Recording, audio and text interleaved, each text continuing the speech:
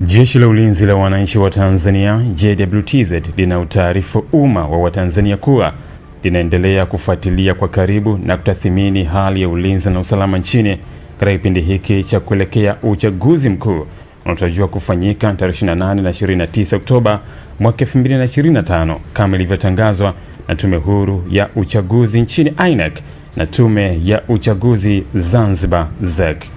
Kwa ujumla, JWTZ linaridhishwa na hali ya usalama iliyopo nchini katika kipindi hiki ambacho vyama vya siasa vinaendesha kampeni zao kwa kuzingatia matakwa ya sheria, kuheshimiana na kuvumiliana kunakooneshwa kupitia kwa ugombea wao wa ngazi za urais, ubunge na udiwani.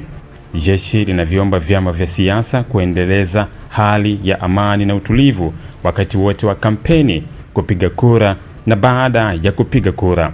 Katika hatua nyingine, JWTZ linalipongeza jeshi la polisi na vyombo vingine vya usalama kwa jinsi vinavyoendelea kusimamia hali ya usalama katika kipindi hiki cha kuelekea uchaguzi mkuu. Aidha, jeshi linawapongeza wananchi kwa kuendelea kutumia haki yao ya msingi ya kushiriki kwa amani na utulivu katika kusikiliza sera za vyama mbalimbali kupitia mikutano hadhara inayoendelea kufanywa na vyama vinavyoshiriki uchaguzi mkuu kwa ngazi mbalimbali ili kuwachagua viongozi watakaowaletea maendeleo. Pamoja na hali ya amani na utulivu iliyopo, bado kumeendelea kujitokeza baadhi ya watu wanaojiita wanaharakati kutoka ndani na nje ya nchi kutumia mitandao ya kijamii kupotosha umma kwa kuweka maudhui yenye kuleta uchochezi kwa kulihusisha jeshi na siasa ili kutimiza azima yao ya uvunjifu wa amani. Jeshi linauomba umma wa Tanzania kupuuza machapisho au taarifa ambazo zimekuwa zikionekana kwenye mitandao ya kijamii. Wananchi wanakumbushwa kuwa taarifa zote zinazolihusu jeshi zitatolewa na makao makuu ya jeshi kwa utaratibu rasmi wa mawasiliano ya jeshi na umma.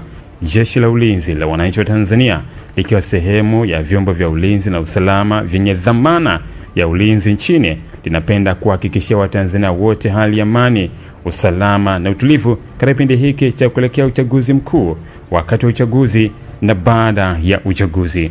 Imetolewa na Kanali Bernard Masala Mlunga, kaimu mkurugenzi wa habari na uhusiano, Jeshi la Ulinzi la Wananchi wa Tanzania. Hii leo Oktoba 16 mwaka 2025. Dubai sasa Kitonga.